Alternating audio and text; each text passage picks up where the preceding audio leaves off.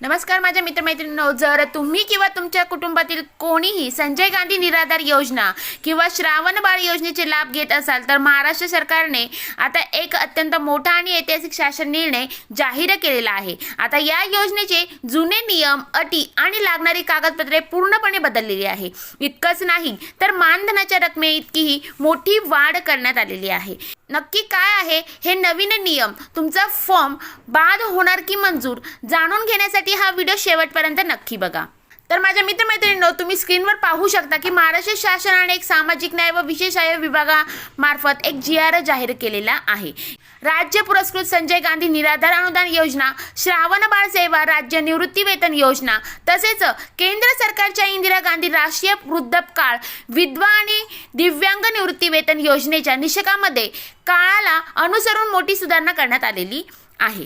आता वळूया सर्वात महत्त्वाच्या मुद्द्याकडे। या नवीन सुधारणेनुसार संजय गांधी निराधार आणि श्रावण बाळ योजनेतील सर्वसाधारण लाभार्थ्यांना दरमहा ₹1500 इतके अर्थसहाय्य दिले जात होते, परंतु आता अत्यंत एक दिलासादायक बदल झालेला आहे। म्हणजे योजनेमध्ये दिव्यांग लाभार्थ्यांच्या अर्थसहाय्यामध्ये ₹1500 वरून थेट 2500 इतके मोठी वाढ करण्यात आलेली आहे। ही वाढ दिव्यांग बांधवांसाठी एक खूप मोठा आर्थिक आधार ठरलेला आहे। आता आपण जाणून घेऊया नवीन नियम काय आहे।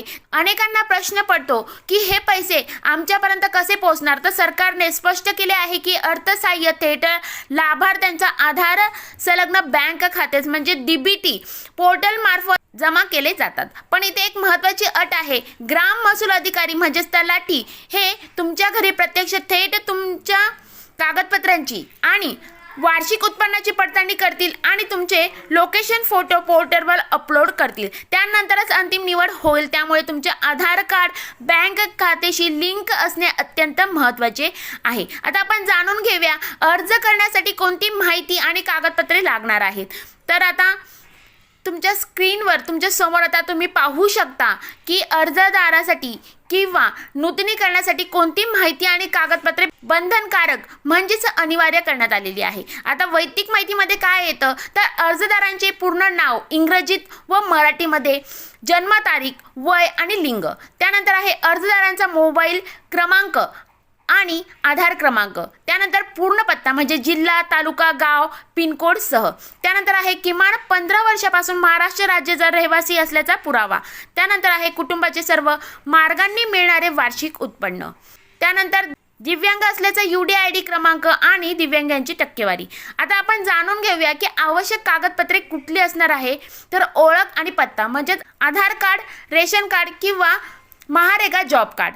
नंबर 2 आहे रहिवासी पुरावा म्हणजे त्यामध्ये तुम्हाला रहिवासी दाखला किंवा मतदान कार्ड, वयाचा पुरावा म्हणजे जन्माचा दाखला किंवा शाळा सोडल्याचा दाखला म्हणजे TC, त्यानंतर आहे उत्पन्नाचा दाखला म्हणजे तहसीलदार यांच्या उत्पन्नाचा दाखला, दारिद्र्य रेषेखालील BPL प्रमाणपत्र किंवा पॅन कार्ड किंवा फॉर्म 26AS, त्यानंतर आहे विशेष परिस्थितीनुसार विधवा महिलांसाठी पतीचे मृत्यू प्रमाणपत्र, घटस्फोटाचा न्यायालयीन पुरावा किंवा अनाथ असल्यास अनाथ प्रमाणपत्र।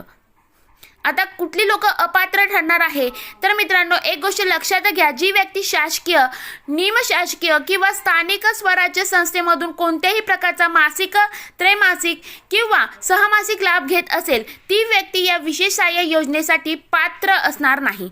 तसेच तात्पुरत्या स्वरूपात दिव्यांग असणाऱ्या व्यक्तींनाही याचा लाभ मिळणार नाही। केवळ कायमस्वरूपी दिव्यांगत्व असणाऱ्यांनाच प्राधान्य असेल।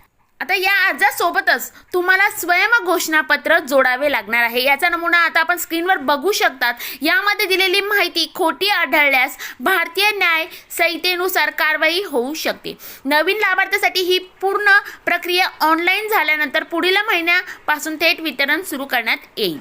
तर मित्रमैत्रिणींनो, दिव्यांग बांधवांसाठी ₹2500 मानधन करण्याचा आणि अटी सोप्या करण्याचा हा निर्णय तुम्हाला कसा वाटला कमेंट करून नक्की सांगा। हा व्हिडिओ तुमच्या गावातील, नात्यातील गरजू लोकांपर्यंत शेअर करायला अजिबात विसरू नका। अशाच नवीन सरकारी योजनेच्या माहितीसाठी आपल्या शासकीय योजना या चॅनलला आत्ताच सबस्क्राईब करा आणि बेल आयकॉन नक्की दाबा। पुन्हा भेटूया अशाच नवीन माहितीसाठी। धन्यवाद। जय हिंद, जय महाराष्ट्र।